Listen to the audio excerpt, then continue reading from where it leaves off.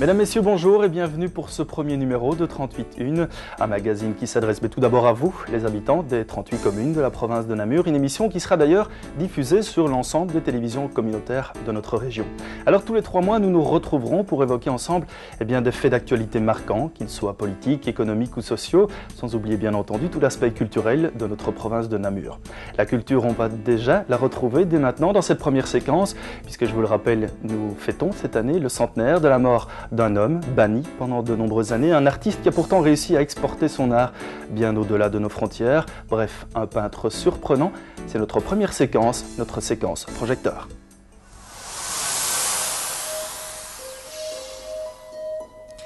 Une tombe aux inscriptions effacées par la pluie et par le vent dans le cimetière de Mété.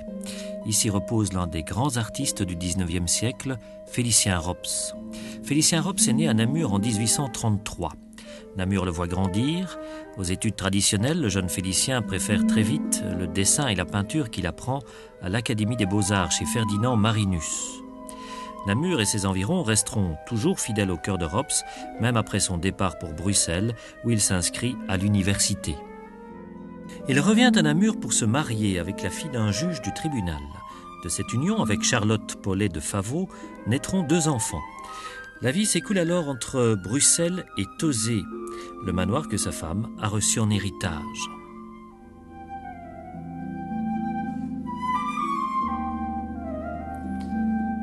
C'est là qu'il recevra plus tard des artistes, peintres ou écrivains comme Baudelaire, qui voyaient en Rops le seul véritable artiste en Belgique. Mais la vie de famille très conventionnelle que mène l'ardent Félicien lui pèse de plus en plus.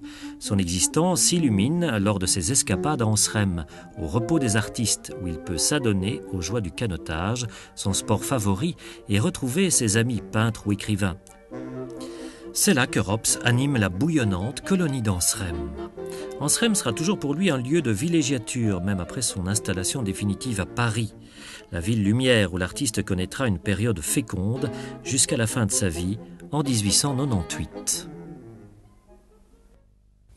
Le centenaire de sa mort a donné lieu à l'année Rops, 12 mois qui ont permis à la province de Namur de rendre hommage au talent de Félicien Rops. Différentes expositions d'envergure, aussi bien à la Maison de la Culture qu'au musée Rops, ont permis à un large public de découvrir les différentes facettes de l'homme et de l'artiste.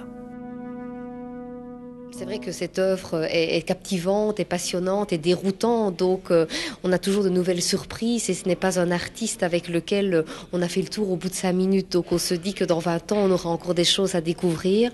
Bon, ce qui est assez touchant, c'est que dernièrement, on a beaucoup travaillé sur la correspondance et un de nos objectifs, c'est de publier cette intégralité de correspondance et c'est une correspondance qui est très belle. Sa correspondance, ses gravures, ses dessins ou ses peintures révèlent la complexité de l'artiste fasciné par la femme, l'amour et la mort. Refusant de s'installer dans un procédé ou de succomber à une mode, Rops a touché à toutes les techniques en innovant souvent. Il n'est pas réaliste, de même il n'est absolument pas symboliste au sens le plus strict du terme. C'est véritablement un artiste tout à fait original, tout à fait caractéristique de son époque, qui est une époque aussi de la décadence, sans qu'il soit pour autant un artiste décadent. Encore une fois, l'étiquette ne lui convient pas. Donc la grande difficulté à saisir l'œuvre de Rops est là. On ne peut pas lui accoler d'étiquette.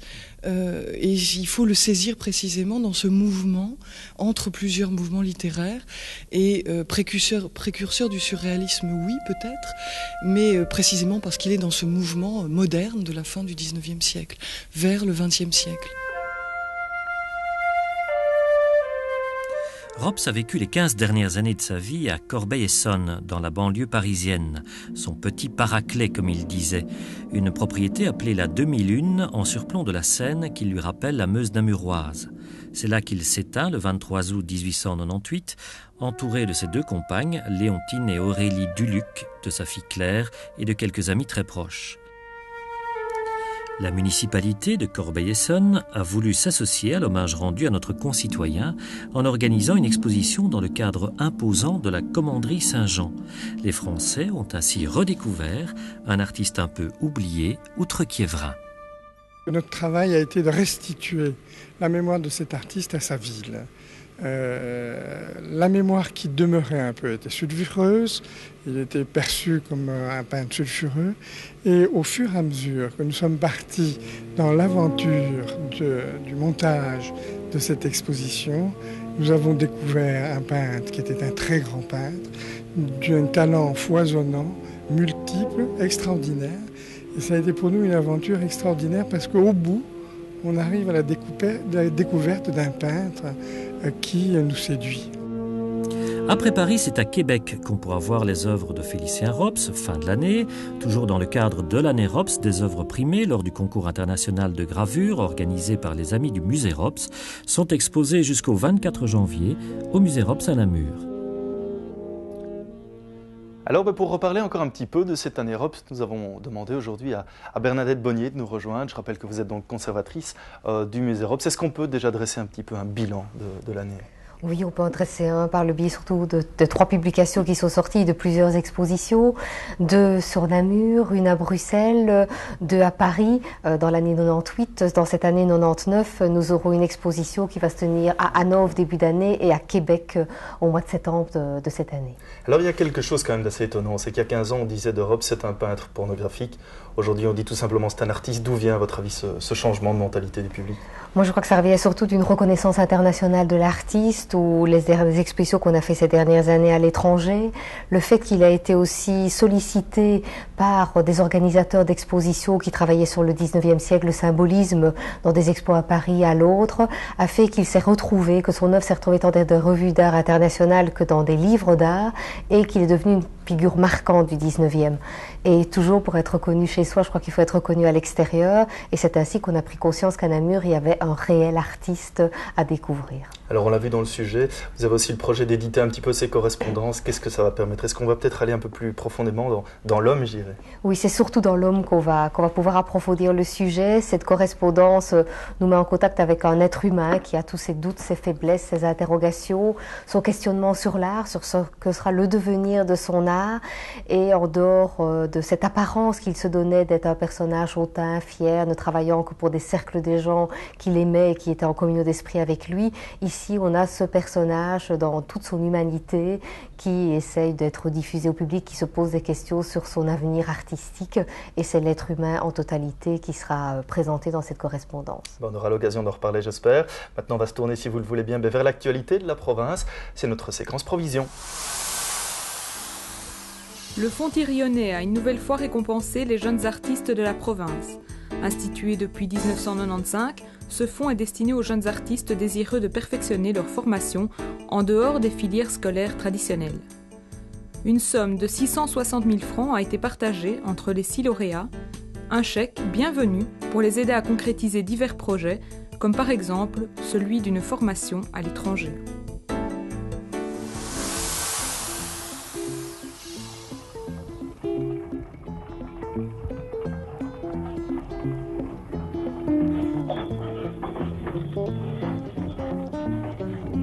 Après une première édition à Villers-la-Ville, la seconde édition du Palm Challenge faisait étape au domaine provincial de Chevetogne.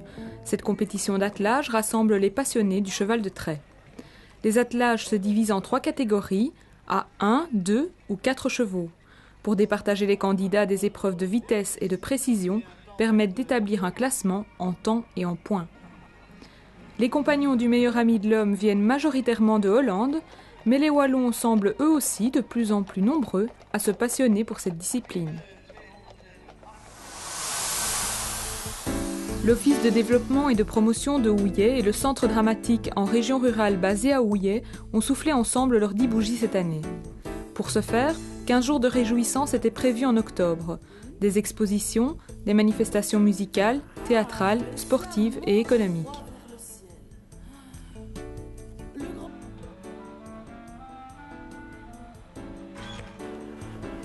Houillet, un village de 900 habitants où l'art et la culture n'ont pourtant pas été oubliés.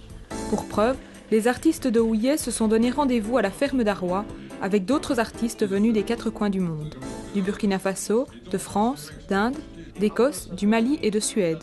Ils espèrent créer ainsi des partenariats entre le Nord et le Sud, mais surtout, ils veulent affirmer l'existence de l'art en milieu rural. La 11e rencontre internationale des amateurs de vieilles Citroën a eu lieu à Chevetogne. Tous les 3 ans, les clubs Citroën du monde entier se rassemblent pour célébrer le constructeur français. Après la France en 1995, c'était au tour du club belge d'organiser cette fête qui a accueilli plus de 4000 Citroën. Il s'agit du plus grand rassemblement mondial de véhicules anciens consacré à une seule marque. Il a duré 4 jours. De la plus folle à la plus sobre, de la plus luxueuse à la plus modeste, de la plus fantaisiste à la plus sérieuse, tous ont pris part à l'événement. Il faut dire que certains venaient d'Europe, d'Australie, de Chine, des USA et avaient parcouru de nombreux kilomètres pour s'y rendre.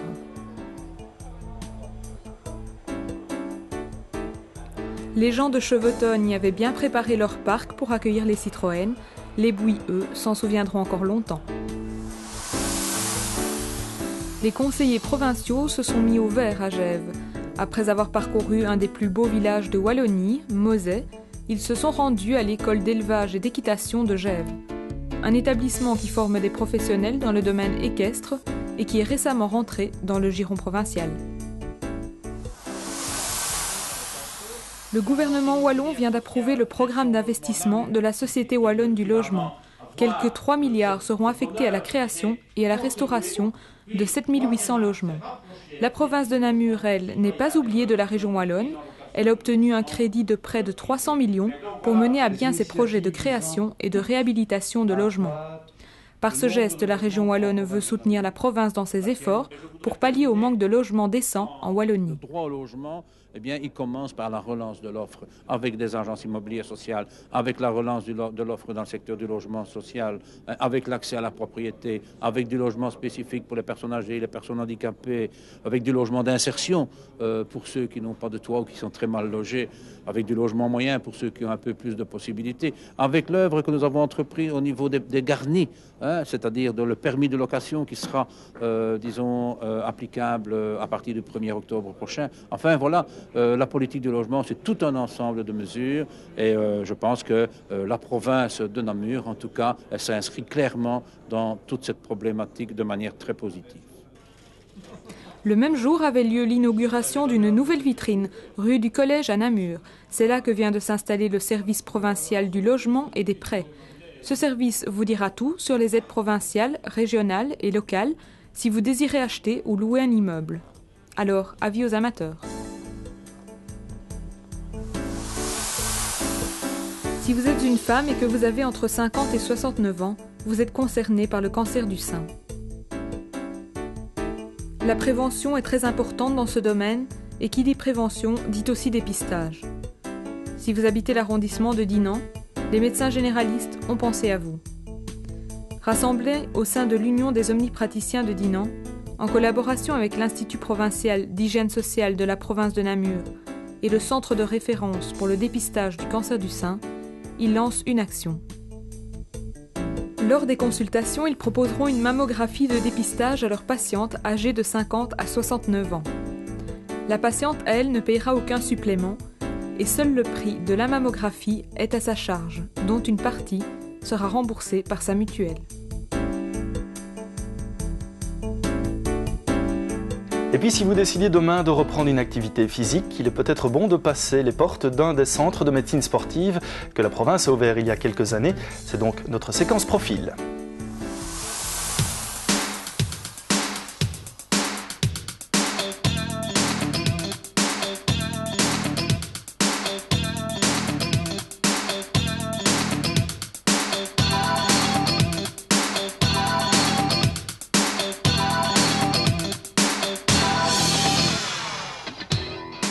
Courir, sauter, nager, pédaler, jouer au football, au basket, bref, se dépenser par une activité physique, c'est bon pour la santé.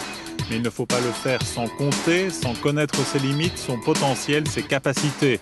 C'est important pour le sportif professionnel, c'est peut-être plus important encore pour le sportif amateur. Depuis 1992, la province de Namur, dans le cadre de sa politique de médecine préventive, a développé un service de médecine sportive. Ce service a pour but de favoriser la pratique saine du sport. Donc la première utilité du centre, c'est de dépister les contre-indications à la pratique sportive. Donc c'est en fait pour pouvoir émettre des certificats d'aptitude à différents sports. Deuxièmement, on va pouvoir éventuellement orienter les athlètes en fonction de leurs résultats du test d'effort, de les amener dans une discipline plus de puissance plutôt que d'endurance. Et alors leur donner, troisièmement, les conseils de reprise et la façon de s'entraîner en fait. Alors, le centre ici n'est pas réservé à des sportifs de haut niveau, à des sportifs professionnels, c'est réservé aussi à monsieur tout le monde. Oui, tout à fait. En fait, nous avons même peu de professionnels. On a beaucoup plus de monsieur tout le monde qui veulent continuer une activité sportive ou en reprendre une. Au niveau des âges, en fait, ça s'échelonne de 8 ans à le plus âgé que nous avons eu, avait 93 ans. Ces centres accueillent des sportifs professionnels, comme ici la basketteuse Jelena Ovtcharova qui évolue à Saint-Servais en première division. Les médecins du centre peuvent apporter des conseils pointus à ces sportifs quant à un programme d'entraînement.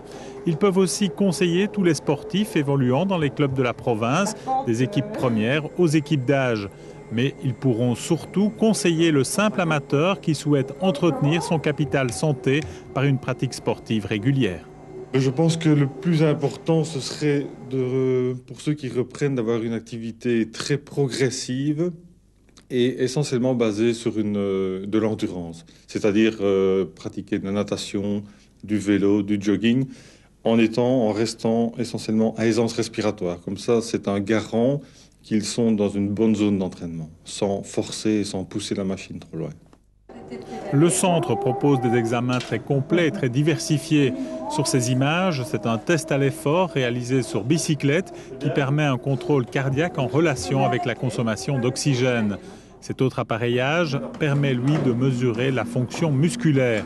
Tous ces examens sont réalisés dans un but préventif à des tarifs adaptés. Non, c'est très bien. Ce n'est pas très mauvais? Si, non, c'est très bon en fait.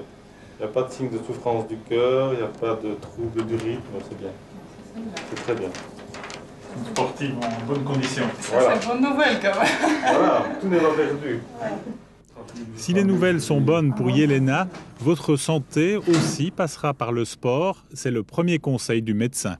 On peut rappeler aussi que le sport est bon pour la santé. Ah, effectivement. Ça, de façon indirecte, certainement, parce que qui fait du sport doit forcément faire quand même un peu attention à sa diététique, ne doit pas en principe fumer. Et il y a toute une série de facteurs de risque au niveau cardiovasculaire qui vont tout doucement s'estomper quand on pratique régulièrement. Actuellement, on pense qu'il faut pratiquer 3 fois 1 heure semaine d'un sport d'endurance. Et avant de vous y mettre ou de vous y remettre, un petit détour par un des 7 centres de médecine sportive de la province s'impose. En voici les adresses et les numéros de téléphone.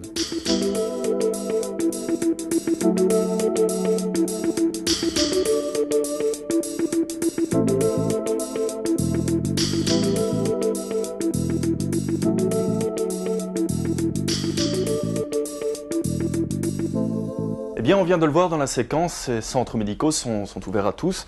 Mais, docteur Marchand, est-ce qu'on peut dire qu'il existe vraiment des sports que l'on devrait déconseiller aux gens qui recommencent une activité physique?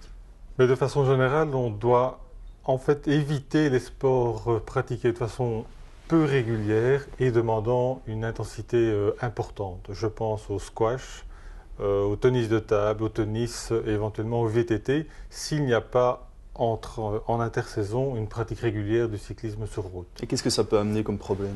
Ça peut amener des problèmes au niveau cardiaque. Un cœur soumis à un stress trop important auquel il n'est pas habitué peut éventuellement provoquer des troubles du rythme, ce qui est quand même assez important. Alors imaginons que demain je recommence une petite activité physique. Pratiquement, je dois m'attendre à quoi en franchissant les portes de vos centres? Lors d'une consultation sans sportif, on va réaliser d'abord une anamnèse de votre pratique sportive et de vos antécédents médicaux. Ensuite, une infirmière va réaliser une biométrie où elle prendra le poids, la taille, la mesure des plis cutanés afin d'évaluer le taux de masse graisseuse. On réalisera après un examen clinique, auscultation, prise de tension artérielle. Et enfin, dans l'examen standard, on pratiquera un test d'effort couplé à l'enregistrement électrocardiographique. Et au point de vue des tarifs? Au point de vue des tarifs, pour les moins de 16 ans, ce sera 160 francs. Pour les adultes appartenant à un club, 510 francs. Et les adultes non membres d'un club, 760 francs. Et il n'y a évidemment pas de remboursement IAMI. Eh bien, docteur Marchand, un tout grand merci. On vient de parler de sport, on va continuer tout de suite. Quelles sont les activités sportives ou culturelles qui sont proposées en collaboration avec la province? C'est tout de suite notre séquence programme. Les années support surface dans les collections du Centre Georges Pompidou explorent l'avant-garde artistique des années 70. Toujours à la Maison de la Culture, du 6 mars au 11 avril, Cobra singulier pluriel, les œuvres collectives, ira à la découverte de l'expression fusionnée dans les œuvres de différents artistes. Au musée provincial Félicien Rops, du 13 février au 11 avril, 130 gravures et dessins de Riepel Ronay, artiste hongrois découvert par Bonnard en 1894. Du 16 au 28 février, à l'hôtel de ville d'Andenne, Rops et graveurs namurois actuels, une exposition découverte de 6 graveurs contemporains et des différentes techniques de gravure. Les œuvres de Rops seront également à l'honneur. Du 3 avril au 9 mai, au musée provincial des arts anciens du Namurois, trésor du Condro, présentation historique de la sculpture, de l'orfèvrerie et du mobilier de cette région. Les 5 et 6 février, au Palais des Expositions de Namur, le CIEP organise le salon d'information sur les études et professions pour une meilleure information des jeunes sur leur avenir scolaire. La province de Namur participera activement à ces journées et y présentera les différents types d'enseignements qu'elle propose. La province de Namur et la région wallonne associée à Top Events présentent le premier Women Tennis Trophy de la région wallonne afin de promouvoir le sport chez les jeunes. Cette compétition accueillera Nathalie Tosia, Alexandra Fuzet, Kim Kleisters et Justine Hénin. D'autres joueurs moins valides seront aussi présents. Rendez-vous les 23 et 24 janvier prochains au Tennis Club de Géronsard à Jambes. Vous avez entre 13 et 18 ans et vous avez un ami avec qui vous voulez présenter une scène théâtrale de votre choix. Vous avez 7 minutes maximum pour faire une scène à deux. Pour tout renseignement, un numéro, celui du théâtre d'amateurs de la province, le 081 22 40 88. Les auditions des couples inscrits auront lieu les 7 et 14 février. Théâtre toujours, 11 acteurs amateurs présentent La vie a fait que. Soutenus par une formation du TAPS, ils interprètent 40 rôles différents. Ils relèveront le défi à Namur, Beaurain et Auberive, en France.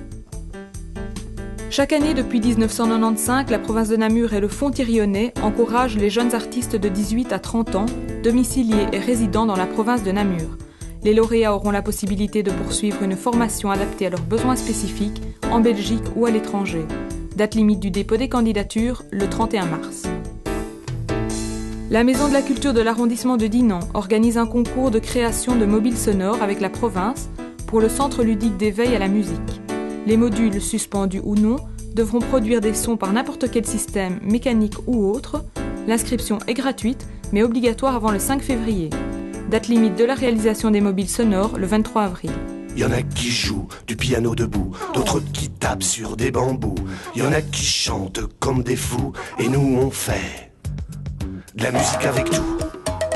Des gamelles et des bidons, des bocaux de cornichons, des fourchettes et des cuillères et des vieilles canettes de bière, des bouteilles en plastique et des rasoirs électriques, des capsules et des boulons et même des fers à béton, avec des noix de coco et des pédales de vélo, avec des morceaux de bois et de gros chapeaux chinois, avec de bois de choucroute et même des poils de mammouth, avec des aspirateurs, des assiettes et des pots de fleurs, avec des pots de confiture ou des moteurs de voiture, avec de l'air, de l'eau, la terre, le vent, le froid et le chaud.